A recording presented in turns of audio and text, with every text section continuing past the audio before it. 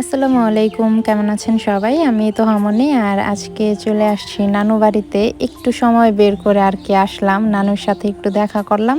আর এখন যাইতেছি মাম্মার গরুর ফার্মে, কারণ এর মধ্যে আর আসার সময় সুযোগ হয় নাই। অনেকদিন পরে আসলাম, তাও একটু সময় নিয়ে হাতে ভাবলাম যে নানুর সাথে দেখা করি আর গরুগুলো দেখা যাই, কারণ ঈদ তো চলে আসলো। এখন এরপর আসলে তো আর দেখতে পারবো না, এর জন্য ভাবলাম যে শেষবার একটু গরুগুলোকে দেখে যাই কী অবস্থা। আর এটা হচ্ছে আমার নানু বাড়ির ঘরের পিছনের রাস্তা, এখান দিয়ে হচ্ছে ফার্মে যাওয়া হয়। আর এটা হচ্ছে আমার নানুদের বাঁশঝাড়, অনেক বেশি বাঁশ হয়েছে। আর আরেকটা মজার কথা কি, এই বাঁশঝাড়ের বাঁশগুলো একদম ছোট ছোট ছোপগুলো, যে ছোপের থেকে আসলে বাঁশটা হয়েছে, এই ছোপগুলো আমার আম্মু লাগাইছিল। আর সেটা থেকে এখন এত বড় বাঁশ বাগান, এটা আসলে ছোট থেকে শুনতেছিলাম। আর এটা হচ্ছে লিচু বাগান, এই গাছের লিচু তো অনেক বেশি খাওয়া হইতো, কিন্তু দুর্ভাগ্যক্রমে কয়েক বছর ধরে আসলে ওইভাবে লিচু হয় না। এর জন্য আসলে আগের মতন যে লিচু পেড়ে খাওয়া, ওই আনন্দটা আসলে অনেক বেশি মিস করি। এখন হয় একদম অল্প পরিমাণে। আর লিচু বাগানটার মধ্যে ছোটবেলা আসলে অনেক খেলাধুলা করতাম, লিচু কুড়াইতাম, অনেক অনেক স্মৃতি জড়ানো। আর এই জায়গাটা কেমন লাগলো অবশ্যই জানাবেন।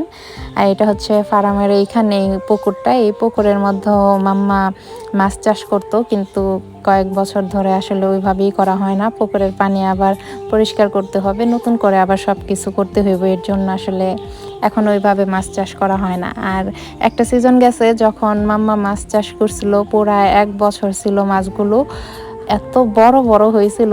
সিলভার কাপ মাছ, তারপর হচ্ছে পাঙ্গাস, এগুলো এক একটা 5-6 কেজি করে হয়ে গেছিল, এত বড় বড় মাছ হয়েছিল। ওইগুলোই এখন অনেক মনে পড়ে। আর এখন চলে আসছে এই যে মাম্মার গরুর ফার্মে, আর এই গরুগুলো বিক্রি হয়ে গেছে।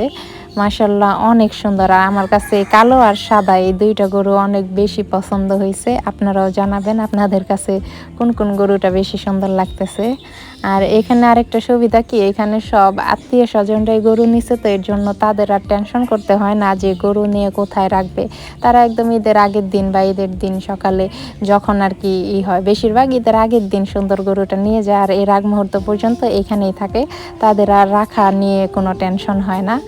আর গরুগুলো দেখে অনেক বেশি মায়া লাগতেছিল। আর আমার তো সবগুলো গরুই অনেক বেশি পছন্দ হয়েছে। সব থেকে বেশি ভালো লাগছে হচ্ছে প্রথমে কালো গরুটা আর সাদা গরুটা।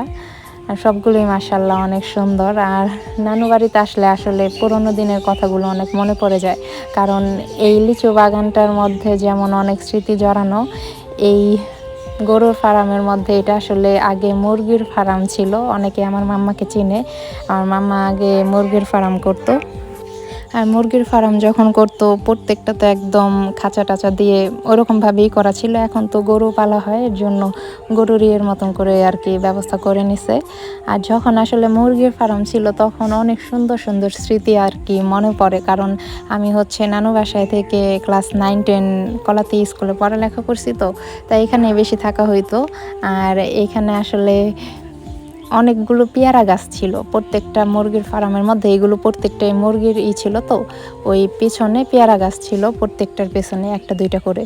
আমি আমার বোন সব সময় আসতাম পেয়ারা নিতে। আর কি করতাম, গাছে চইরা ওই ফার্মের চাল যে ছিল উপরে, ওই চালের মধ্যে চইরা যেতাম। চালের মধ্যে যায়া তারপর আর কি, যে প্রত্যেক সাইডে সাইডে গাছ ছিল, তো এখন আর কি চালে উঠলে কি হইতো, সবগুলো গাছের মধ্যে থেকে পেয়ারা নিতে পারতাম, প্রত্যেকটা গাছে আর ওঠা লাগতো না। এর জন্য আমরা চালে ওইটা কী করতাম, পেয়ারা পারতাম। মামা অনেক না করতো যে চালে উঠিস না, কারণ টিন অনেক পাতলা, তো এখানে পায়ের ছাপ পড়লে পরে বৃষ্টি আসলে ওই জায়গাটা জম ধইরা যায়, নিচে পানি পড়ে। কিন্তু ছোট ছিলাম তো তখন বুঝতাম না, মামা আসলে আমাদের না কইরা ওই পারতো না। মামা যখন ফার্মে থাকতো না, আমরা আস্তে করে যাইতাম, যায়া করতাম কি, ওই পেয়ারা গাছের মধ্যে ওইটা তারপর আমরা পেয়ারা পাইরা আনতাম। এইভাবে একটা সময় মামায় কি করে, যে গাছের ডালগুলো কাইটা দেয়, যে ডাল দিয়ে আমরা ওই চালের মধ্যে যাইতাম সেই ডালগুলো কাইটা দিত। তখন দেখলাম যে ওইখান দিয়ে যাইতে পারি না, তারপরও কি করতাম, যে কোনো না কোনোভাবে ওই মই ছিল ওইখানে, মই দিয়ে উঠা হইলো চালের মধ্যে উঠতাম, এটা থামাইতে পারতো না। তারপর কি করছি, যে একটা সময় যায় দেখি যে মাম্মা না পাইরা কি করছে, একদম যতখানি চালের উপরে যায় গাছ, ততখানি থেকে একদম মাঝখান থেকে প্রত্যেকটা পেয়ারা গাছই কাইটা দিছে, যে কাইটা দিয়ে বলতেছে এবার পার। আসলে এই স্মৃতিগুলো অনেক বেশি মিস করি। আর কেমন লাগলো ভিডিওটা সবার সাথে ছোট্ট একটা ব্লগ ভিডিও শেয়ার করলাম। আর হচ্ছে সবাই দোয়া করবেন আমার জন্য। আর আমি আসার সময় আসলে আবার ব্যাগ যাইতেছিলাম হচ্ছে সারামণিকে, আমি আমার সাথে সারামণি ছিল, ওরে দিয়া তারপর আমি আবার বাসায় চলে আসলাম। আর গরুগুলো কেমন ছিল অবশ্যই জানাবেন। আর সবাই আমার তুহামণি পেজটা ফলো দিয়ে সাথেই থাকবেন। আর সবার জন্য অনেক দোয়া, অগ্রিম ঈদ মোবারক।